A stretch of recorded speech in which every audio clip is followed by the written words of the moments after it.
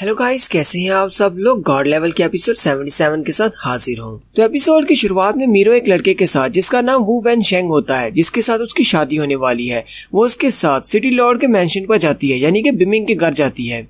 Master वू Miro से पूछता है क्या यही वो पैलेस है जहाँ पर वो लड़का रहता है जिसका नाम चैन बिमिंग है। मैं भी उस लड़के को देखना चाहता हूँ जिस लड़के ने तुम्हें हराया था, जिसकी वजह से तुम्हें काफी ज्यादा शर्मिंदगी उठानी पड़ी। चलो चल के उसे देखते हैं। मीरो भी उसकी बात सुनकर खामोश हो जाती है और साथ ही अपनी बैकग्राउंड का एक सीन दिखाती है जहाँ पर वो अपने फादर से कहती है कि वो चैन बिमिंग नाम का लड़का बहुत ज्यादा होशियार है और उसके पास बहुत सारी ट्रिक्स और ट्रैप्स हैं। अभी भी शायद वो कहीं पर छुप कर बैठा होगा। मैं अपने साथ एक टीम लेकर जाती हूँ और न्यू सिटी में जाकर उसको ढूंढती हूँ और उसको पकड़ कर ले आते हैं। फादर उसे कहते हैं ठीक है तुम वहाँ पर जा सकती हो, लेकिन तुम मास्टर वू वेनशेंग को अपने साथ लेकर जाओगी। तुम दोनों एक टीम को लीड करो और चैन बिमिंग को जाकर पकड़ लाओ। मीरू अपने डैड से कहती है मैं अकेले भी एक टीम को वहाँ पर लेकर जा सकती हूँ, फिर आप वेनशेंग को मेरे साथ क्यों भेज रहे हैं। मीरो के डैड उसे कहते हैं हालांकि तुम्हारी शादी वेनशेंग के साथ होने वाली है, लेकिन तुम कभी भी वू फैमिली का हिस्सा नहीं रही, तुम उनके घर कभी नहीं गई, इसलिए तुम्हारे पास बहुत ही अच्छा मौका है आज वू शेन के बहुत ज्यादा करीब आने का। एक बार तुम्हारी शादी वू वेनशेंग के साथ हो गई तो उसके बाद स्टार अलायंस में हमारे फुट होल्ड बहुत ज्यादा स्ट्रॉन्ग हो जाएंगे।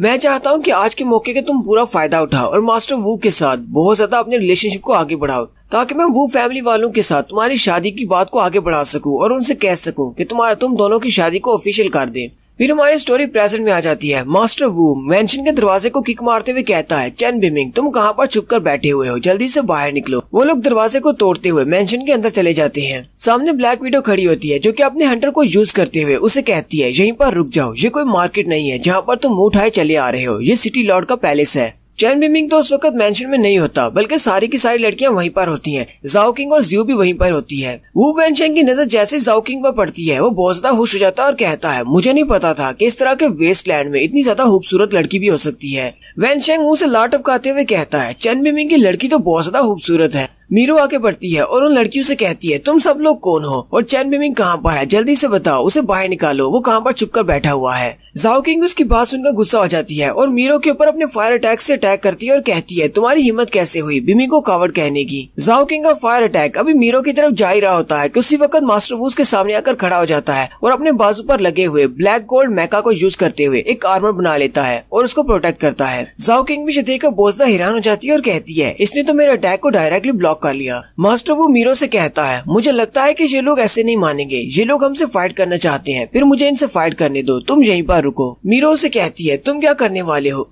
मास्टर वू से कहता है बाकी सारे कंट्रीज के मुकाबले में यहाँ की लड़कियाँ बहुत ज्यादा खूबसूरत है, मुझे लगता है कि इनका टेस्ट भी अलग है, मुझे इनके साथ डायरेक्टली फाइट करना होगी। वो लड़कियाँ भी ये बात सुनकर हैरान हो जाती हैं। मास्टर वू जंप करते हुए उन पर अटैक करने के लिए आगे बढ़ता है। ब्लैक विडो जाओ किंग से कहती है अपना ध्यान रखना, इसके पास एम्परर लेवल की हंटिंग पावर है। मास्टर वो उन दोनों के ऊपर जबरदस्त पंच मारता है, वो दोनों साइड पर जंप करते हुए उसको डॉज कर लेती हैं। जाओ किंग अपनी पावर्स को यूज करते हुए उसके ऊपर फायरबॉल अटैक्स करती, लेकिन मास्टर वो फिर से अपने सामने एक शील्ड बना लेता है और उसके फायर अटैक से अपने आप को बचा लेता है और कहता है तुम तो सिर्फ हॉट नहीं बल्कि तुम तो हॉट मैजिक को यूज करती हो। मास्टर वो अपने हाथ को उनके सामने करते हुए अपने हाथ में लगी हुई लेजर गन को एक्टिवेट करता है और कहता है चलो फिर इस फाइट को सिर्फ एक ही मूव में खत्म करते हैं। ब्लैक विडो जाओ किंग से कहती है जाओ किंग बच कर रहना, इसके अटैक की पावर बहुत ज्यादा होने वाली है।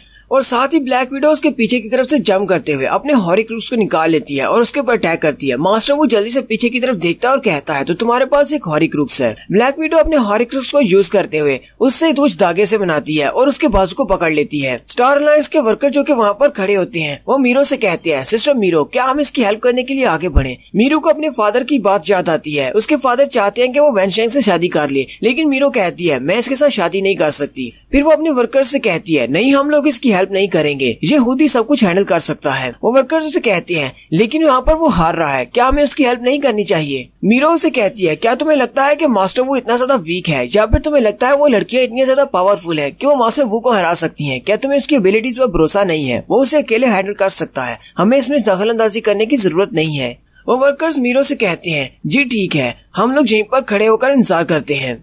मास्टर वो ब्लैक विडो से कहता है तुम भी काफी ज्यादा खूबसूरत हो, तुम ना सिर्फ खूबसूरत हो बल्कि तुम्हारे पास तो पावरफुल ट्रेजर वेपन्स भी हैं, तुम तो हॉरिक्रूक्स की पावर्स को यूज कर सकती हो। और साथ ही वो अपने बाजू को पीछे की तरफ खींचता है जिसकी वजह से ब्लैक विडो के हॉरिक्रूक्स से निकले हुए सारे के सारे धागे जिन्होंने उसके बाजू को पकड़ रखा होता है वो सारे टूट जाते हैं। ब्लैक विडो भी देखकर बोझदा हैरान हो जाती है और कहती है, इसने सिर्फ अपनी पावर को यूज करते हुए मेरे हॉरिक्रुक्स से बने हुए दागों को तोड़ दिया। ये तो काफी ज्यादा स्ट्रॉन्ग लग रहा है। मास्टर वो उन सब से कहता है, अब तो मुझे तुम सब में और भी ज्यादा इंटरेस्ट होती जा रही है। आज तुम में से कोई भी यहाँ से नहीं जाएगा, मैं तुम सब लोगों को पकड़ लूंगा। और साथ ही वो अपने पंच को ग्राउंड पर मारता है और एक अपनी स्पेशल स्किल को एक्टिवेट करता है जिसका नाम प्रिजन ऑफ स्लीपिंग बीस्ट होता है। जमीन के अंदर से कुछ बड़े बड़े हाथ निकल आते हैं। ब्लैक विडो और जाओ किंग उन पंजों के अंदर ट्रैप हो जाती हैं। जाओ किंग और ब्लैक विडो दोनों ही बहुत ज्यादा हैरान हो जाती हैं और कहती हैं, अब हम लोग क्या करेंगे, हम लोग तो इसके मैजिक के अंदर ट्रैप हो चुके हैं। मास्टर वो आगे बढ़ता है और कहता है, तुम दोनों को मुझसे डरने की जरूरत नहीं है, मैं तुम दोनों को जरा भी नुकसान नहीं पहुंचाऊंगा, लेकिन उसके लिए मेरी एक शर्त है, तुम दोनों मेरे साथ चलो, यानी कि तुम दोनों मुझसे शादी कर लो और साथ ही मुझे ये बताओ कि वो चैन बेमी कहाँ पर है। मैं तुम दोनों को जरा भी हाथ नहीं लगाऊंगा और ना ही नुकसान पहुंचाऊंगा। और अगर तुम दोनों मेरी इस कंडीशन को नहीं मानती तो फिर तुम दोनों के लिए बिल्कुल भी अच्छा नहीं होगा।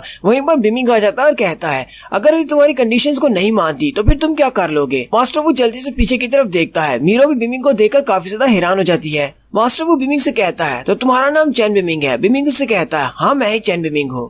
मास्टर वो बिमिंग से कहता है, तुम्हारी कल्टीवेशन काफी ज्यादा हाई है, तुम काफी ज्यादा पावरफुल हो और तुम्हारे पास बहुत ही पावरफुल वेपन्स हैं। मैं तुम्हें जिंदा रहने का एक मौका देता हूँ। अगर तुम स्पेशल हॉरिक्रुक्स को मुझे दे देते हो और उसके बाद मेरे सामने हार मान लेते हो तो मैं तुम्हें स्टार अलायंस को ज्वाइन करने का एक मौका दूंगा और हो सकता है कि मैं तुम्हें अपनी वू फैमिली का एक हिस्सा बना लूं। बिमिंग उससे कहता है, मैं तुम्हारी स्टार अलायंस को ज्वाइन करने में जरा भी इंटरेस्टेड नहीं हूँ। मीरो और उनके सारे वर्कर ये बात सुनकर बहुत ज्यादा हैरान हो जाते हैं क्योंकि बिमिंग ने उनकी ऑफर को रिजेक्ट कर दिया है। वो लोग अभी बिमिंग की तरफ देख ही रहे होते हैं कि बिमिंग वहाँ से गायब हो जाता है। बिमिंग पलक झपकने की स्पीड के साथ मास्टर वू के पीछे चला जाता है। मास्टर वो जल्दी से पीछे की तरफ घूमता और कहता है, ऐसा कैसे हो सकता है, ये तो सामने खड़ा था। बिमिंग उसे जबरदस्त पंच मारता है। बिमिंग के सिर्फ एक ही पंच की वजह से मास्टर वो पीछे दीवार के साथ जाकर गिरता है। बिमिंग उसे कहता है, अगर मैं स्टार अलायंस को ज्वाइन करना चाहता हूँ तो ऐसा कोई भी नहीं जो मुझे रोक सके, तो तुम्हारी ऑफर मेरे सामने बिल्कुल बेकार है।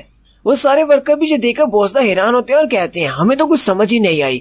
एक लम्हे के लिए ये यहाँ पर खड़ा था लेकिन ये अचानक वहाँ पर कैसे चला गया। मीरो भी ये देखकर बहुत ज्यादा हैरान होती है और कहती है, लगता है कि इसने अपने आप को लेवल अप कर लिया है। इसकी स्ट्रेंथ पहले से बहुत ज्यादा बढ़ चुकी है, लेकिन अभी तो इतना ज्यादा वक्त भी नहीं गुजरा, फिर भी ये इतना ज्यादा स्ट्रॉन्ग कैसे हो गया। बिमिंग अपने गॉड लेवल के डैगर को यूज करते हुए उन सारे हाथों को काट देता है जिसके अंदर जाओ किंग और ब्लैक विडो ट्रैप होती है। फिर बिमिंग जाकर मास्टर वू के सामने खड़ा हो जाता है और अपने डैगर को उसके सामने करते हुए कहता है, तुम्हारी हिम्मत कैसे हुई मेरी बीवी के सामने इस तरह बात करने की। तुमने अपने मुंह के साथ मेरी बीवी की बहुत ज्यादा बेइज्जती की है। आज मैं तुम्हारे मुंह को चीर दूंगा और साथ ही तुम्हारी जुबान को काट दूंगा ताकि आज के बाद तुम किसी लड़की को इस तरह की बातें ना कह सको। वेनचेंग बहुत ज्यादा घबरा जाता है और कहता है, प्लीज रुको, मेरे साथ ऐसा मत करना। मीरो आगे बढ़ती है और बिमिंग से कहती है, यहीं पर रुक जाओ, मैं तुम्हें वार्निंग देती हूँ। अगर तुमने मास्टर वैन को मारा तुम्हारे पूरे न्यू सिटी के लोगों को इसकी कीमत चुकाना होगी। तुम्हारे सारे लोग मारे जाएंगे। बिमिंग उसकी तरफ देखता है और कहता है, ओवरसियर मीरो, ये तो तुम हो जिसे लास्ट टाइम हमने बहुत ज्यादा मारा था और वो भाग गई थी। बिमिंग उसे कहता है, अगर तुम चाहती हो कि मैं इसको छोड़ दूं तो ठीक है, मैं इसको छोड़ दूंगा, लेकिन इसके लिए तुम्हें मेरा एक काम करना होगा। जो लोग भी आज तुम्हारे साथ तुम्हारे पीछे हैं उन सबको यहाँ पर बुलाकर लाओ, मैं उनसे बात करना चाहता हूँ। मैं चीफ कमांडर ऑफ बैटलशिप से मिलना चाहता हूँ, यानी कि तुम्हारे डैड मी कियानजुन से मिलना चाहता हूँ। मीरो उसकी बात सुनकर हैरान हो जाती है और कहती है,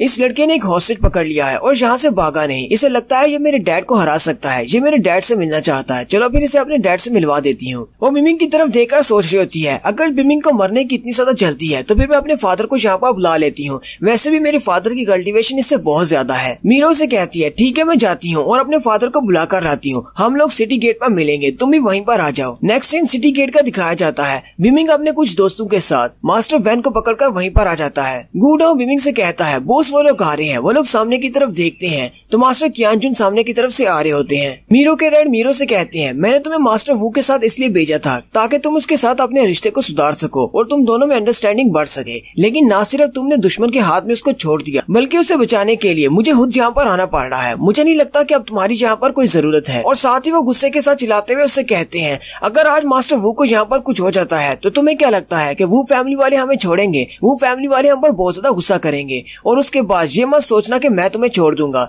हालांकि तुम मेरी बेटी हो लेकिन मैं फिर भी तुम्हें अपनी फैमिली से बाहर निकाल दूंगा। मैं इस बात की जरा भी परवाह नहीं करूंगा। अब फिर मैं तुम्हें वो फैमिली वालों को सौंप दूंगा जहाँ पर तुम्हें सारी जिंदगी गुलाम बनकर रहना पड़ेगा। मीरो अपने डैड की बात सुनकर खामोश हो जाती है। मास्टर मी आगे बढ़ते हैं और बिमिंग से कहते हैं, मैं इस बैटलशिप का चीफ कमांडर हूँ, मेरा नाम मी कियानजुन है, क्या तुम्हारा नाम चैन बिमिंग है? बिमिंग उसे कहता है, हाँ मेरा नाम चैन बिमिंग है। मास्टर वो भी चिल्लाकर कहता है, अंकल प्लीज मुझे बचा लें, इस लड़के ने मुझे बहुत ज्यादा पीटा है, आपको अपने भतीजे को बचाना होगा। गूडाओ जो कि उसके साथ ही खड़ा होता है, वो मास्टर वू के सर में एक जबरदस्त थप्पड़ मारता है और कहता है, तुम अपनी बकवास बंद करो, तुम्हें किसने कहा कि यहाँ पर बोलो। मास्टर वू को थप्पड़ पड़ता हुआ देखकर मास्टर मी भी चिल्लाना शुरू कर देते हैं। मास्टर मी उसे कहते हैं, चैन बिमिंग इस लड़के को छोड़ दो, तुम्हें नहीं पता कि स्टार अलायंस वाले कितने ज्यादा स्ट्रॉन्ग है, तुम स्टार अलायंस वालों के साथ पंगा नहीं लेना चाहते। अगर इस लड़के को कुछ हो गया तो स्टार अलायंस वाले तुम्हारे इस नए सिटी को नहीं छोड़ेंगे, इस लड़के को जल्दी से छोड़ दो। और साथ ही मास्टर मी अपनी पावर को रिलीज करते हुए कहते हैं, अगर तुम ऐसा नहीं करते, इस लड़के को नहीं छोड़ते, तो मैं इस न्यू सिटी में जितने भी लोग हैं सभी को मार डालूंगा। और यहीं पर हमारी एपिसोड 77 का एंड होता है। एक्सप्लेनेशन अच्छी लगी हो तो कमेंट करके जरूर बताएं, चैनल को सब्सक्राइब कर दें, वीडियो को लाइक और शेयर कर दें। शुक्रिया।